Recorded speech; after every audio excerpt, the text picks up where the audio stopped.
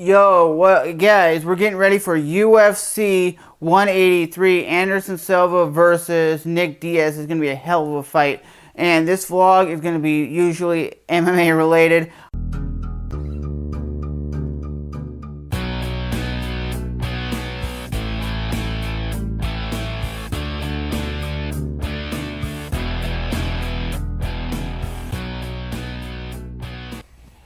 Hey guys, just want to give you a quick heads up. If you haven't seen the fights, click the MMA Facebook page, in the first link below the like button, and it'll take you to my MMA Underground Facebook page where you could possibly see the fights.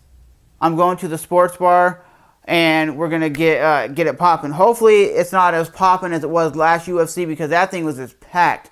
I actually had to sit on the boring side of the sports bar where the little tiny TVs are and not the big monitors where I'd want to go see it. So hopefully this ain't a big card that everybody's going apeshit crazy for because tomorrow is the Super Bowl. So maybe everybody's not going to be out and about partying tonight. So what I was saying is hopefully you guys can see me and hopefully you guys can hear me.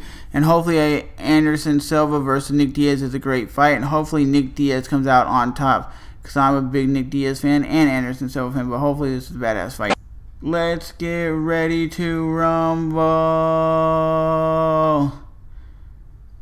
We're here at the sports bar. Everybody's going crazy for the Nick Diaz fight right now. Just getting back home from the sports bar. And Nick Diaz versus Anderson Silva at UFC 183 is the fight I thought would happen. I think these two dudes are very, very similar in style. I think Anderson Silva is a better dynamic striker, throws faster leg kicks, faster punches. Nick Diaz just seems like a slower fighter when he throws his kicks. They're more not like this wham. They're kind of like, here's the difference I would say. Here's Nick Diaz's kicks. Anderson Silva's like that, like real dynamic and real quick to the punch.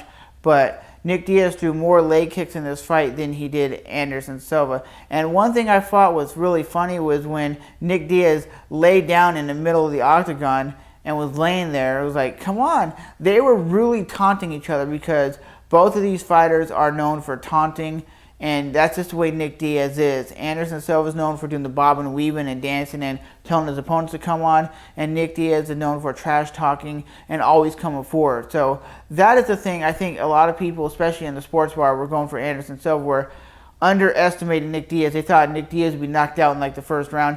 Nick Diaz is a solid fighter.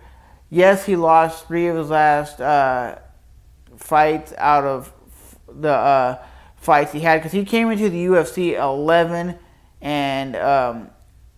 in his last 11 fights, and then he went on a 3-fight losing streak. That's not saying Nick Diaz sucks. He's fighting the top cream of the crop. Nick Diaz is fighting GSP, Anderson Silva, Carlos Condit. Those are 3 dudes that are killers, and like I don't know exactly what he said after the fight because I couldn't hear what he actually was saying during the interview, if he said he was retiring, if he got to go back to the drawing board, if he's going to be more active, because I think that's what Nick Diaz needs to be, is more active. Nick Diaz kind of did feel a little timid. I don't know if it was because he was showing so much respect to Silva that he didn't go out there and just wanted to go balls to the wall. But for me personally, I think this card was an okay fight card. I thought the Joe Lozon fight was stopped really good because he was out on his feet. When I went and watched the replay, I was like, yeah, they did stop it right because he was out on his feet. I thought Joe Lozon was going to win that fight. I thought Tyron Woodley's fight was going to be a lot better. That fight was, it wasn't all that great. But the Anderson Silva fight was a fight I was pumped to see. And Anderson Silva and Nick Diaz did exactly what they're going to do, stand and bang. And I was surprised that at one point Nick Diaz did shoot in for a takedown. Nick Diaz needs to work on his wrestling takedowns. But other than that, it was a great fight card, a great fight. Anderson Silva did what he had to do. He said he's going to go back to the drawing board and spend time with his family and see what his family wants, because his family really wants him to retire because they don't want to see him just lose.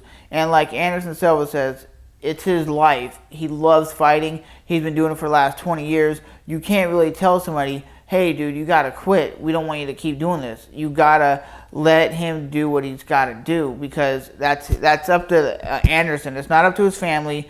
His family could say all the things in the world. We want you to quit. We don't want you to fight anymore. But as a person, you got to say, time is up. So I think Anderson Silva, being 40 years old, still has a lot to gain in the UFC. Still has a chance at the title. But as always, let me know what you guys think of the UFC 183 fight card. From